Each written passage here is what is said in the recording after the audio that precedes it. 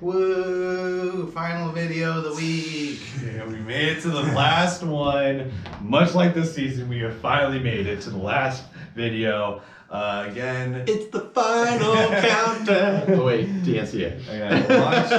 Watch the other 3 videos for our other predictions in those regions. Again, this video is just going to be way too long if we did all 4 regions into one video. We're just going to be predicting the first weekend worth of games. Our point system is that you have to predict the team to win to move on to the next round. Unless they're a first 4 to team. the next round of the tournament. Starting with the first round, we are on to our last region, which is Michigan's region. I'm Chris, this is Rick, that is Josh over there, our friend, who is joining us for all 4 of these videos. You can see him in all those 4 videos and watch our video from last year when we did our favorite logos. I had a couple. So this region, Michigan's region, is, I have a lot of bold predictions in this one. This one is just where like I'm going back and forth between a lot of teams. Out of the 4 regions, this one is the most up in the air. The other ones you kind of know, Gonzaga, Baylor, and Illinois are kind of written into the Final 4. But this one's gonna be fun. So Josh, do you want to Baylor start? is not written into the Final 4. Do you want to start? You want to start this one off, Josh? yeah. So we got Michigan. Yeah. we got 1-16, 8-9, and that is Michigan facing off between Mount St. Mary's or Texas Southern, LSU against St. Bonaventure, and between Michigan and the playing game, I'm going Michigan. What's the playing game? Why do you care? Fine, we'll do our tiebreakers. Who wins the playing game? I'll do Mount St. Mary's. Losing to Michigan. It's actually a bold one. It's actually a bold prediction between those two. Mount St. Mary's was like number 4 in their region. Texas Southern, I think, was the I first. care why. And then LSU, St. Bonaventure. I got St. Bonaventure beating LSU, and then between Michigan and St. Bonaventure, I'm gonna go with Michigan. Chris will probably have some more comments on this in a moment. Yeah, I'll just go with this one right now. Michigan, they're going to be whoever the play-in game is. If we're going to pick a play-in game, it's going to be Texas Southern. But Michigan's going to be whoever the play-in team is. Between the 8 and 9, LSU and St. Bonaventure. I also have St. Bonaventure. I'm very impressed with how they were doing the A10. They won their A10 conference, even though they were the number 2. No, they were the number 1 team in the A10. I was pleasantly surprised with how they did on the season. This is where it becomes hard for me because I want to say St. Bonaventure, but much like VCU, I think they need another year. If there was a tournament last year, they made the tournament, I would probably have had St. Bonaventure this year. But because we didn't have a tournament last year, because they didn't play last year, I'm going to go with Michigan. I have Michigan, but I did write in St. Bonaventure originally, then cross them out, then put Michigan. It's going to be a coin flip. Either way, I think Michigan will be the number one seed to lose first. Yes. I will say that. So I concur on that point, and we'll get there in just a moment, but Texas Southern is going to make it to the round of 64, in which case they are going to lose to a Michigan squad that has been struggling a little bit and is without Isaiah Livers. And so Michigan makes it to the round of 32, and that's where they stop. LSU, Louisiana State, is going to take on St. Bonnie. LSU is going to come out of that ahead because I just have never been on high St. Bonnie as Chris has.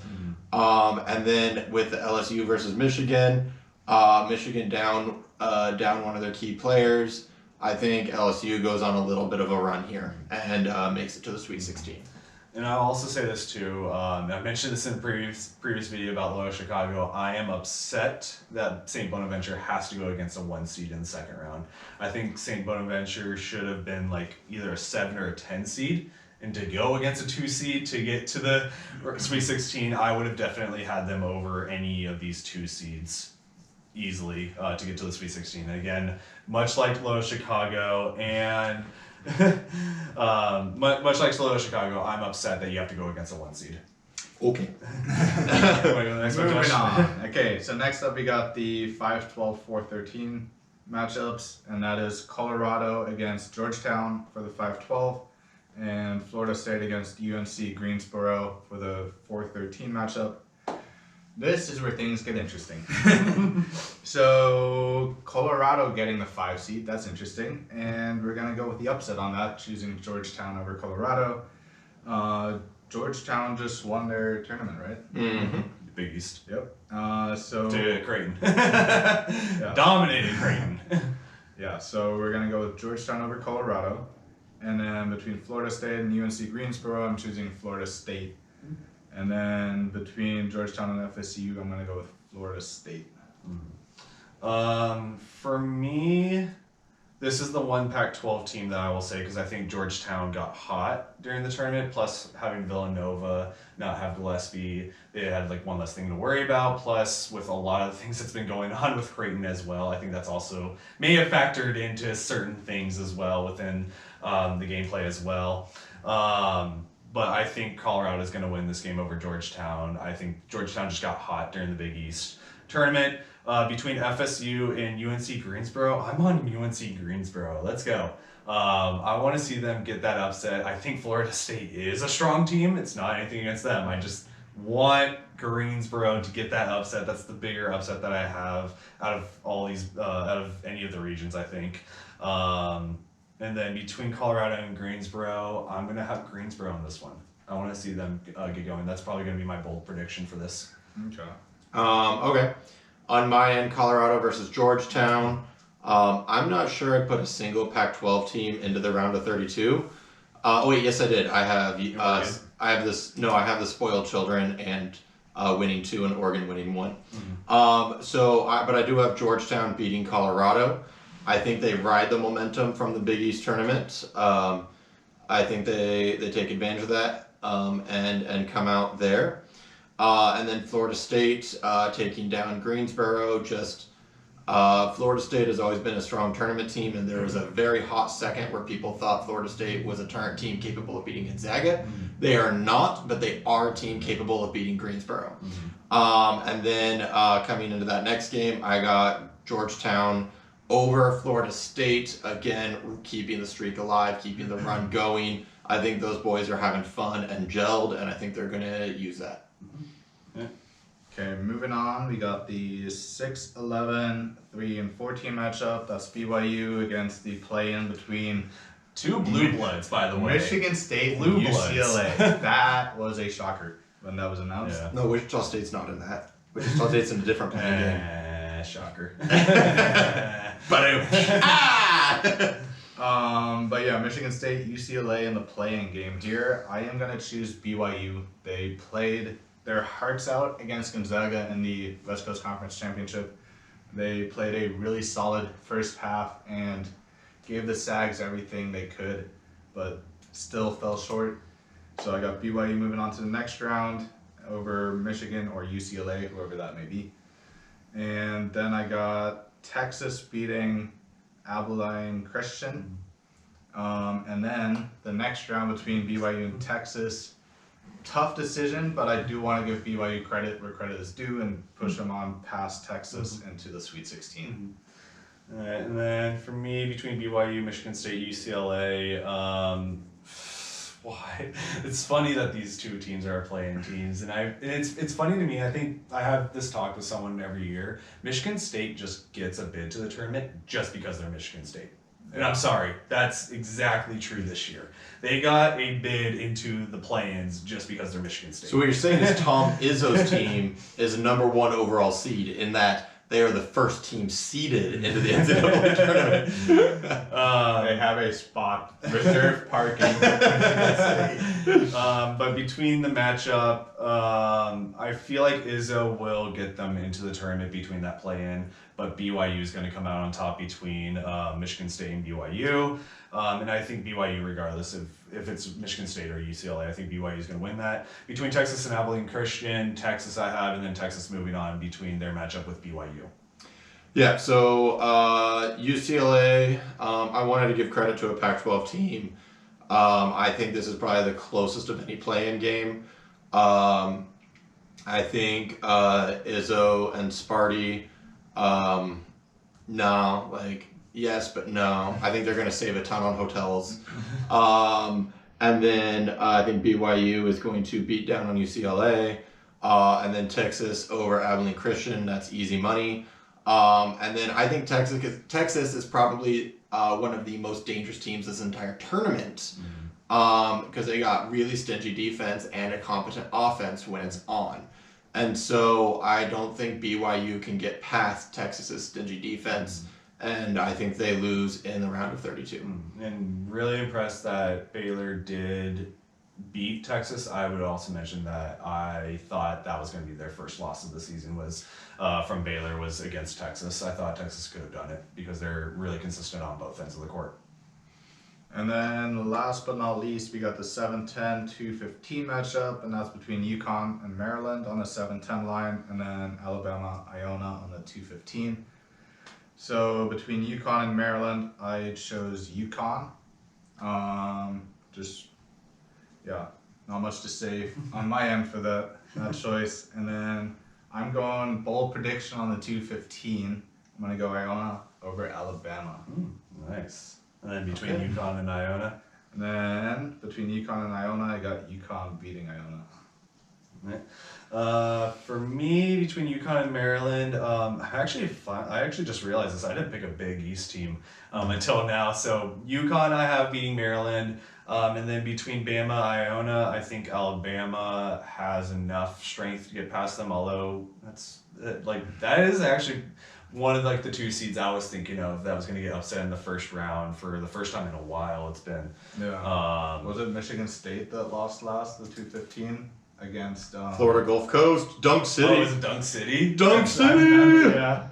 But yeah, and then between Uconn and Alabama, I think this is where Bama loses. It's going to be to Uconn. I can't see Alabama getting to the Sweet 16. Although, good job not being a football school, just only football school. You're definitely showing a lot of basketball strength going forward now. It's impressive to see Alabama shifting a lot of focus to that too. But Uconn into the Sweet 16. All right. I got Maryland over Uconn for no other reason than Big Ten. What? Terrapins. Terrapins. And then I got Bama over Iona. And then Bama over Maryland. This was probably the three choices I cared the least about in this entire bracket. Sure. Yeah. The hardest choice for me in this entire bracket was probably BYU Texas. And this is probably the easiest choice because I literally didn't care. And so my Sweet 16 teams are Louisiana State, Georgetown, Texas, and Alabama. My Sweet 16 teams are Michigan, Florida State, BYU, and Uconn. And I have Michigan, UNC Greensboro, Texas, Uconn, but I'll still be cheering for Usain Bonaventure against that Michigan game there as well. So that's going to do it. This is our last video. We will be doing, as soon as this weekend gets figured out, we'll add up points, figure out who the teams are going to be next weekend, and then we will just kind of reset with everything. We aren't going to say our brackets are screwed. Yeah, we're not going to continue with our brackets. We're just going to continue on, at least with in terms of our point system. We're just going to continue on with whoever's just left, and then just predict on that way. Before we sign off with this video, do you think COVID's going to affect this tournament this year? That's what I wanted to Do you think that COVID is going to affect any of these teams this year? And if so, just say 100%. the region, or if you want to predict the team, or at least predict the seed that's going to get screwed. I would say this. Okay, let's do predict the seed if COVID's going to affect anything. It most certainly will. It hasn't gone away. And in recent days, it's made itself apparent that it's sticking around as some of these teams have dropped out of their conference tournaments. And then the seed that is going to let's just predict the seed that's going to have, at least the first one. Okay. If there's going to be one team or the first team that's going to do it, which seed is it going to come from? Well, the West with Gonzaga, and it has the most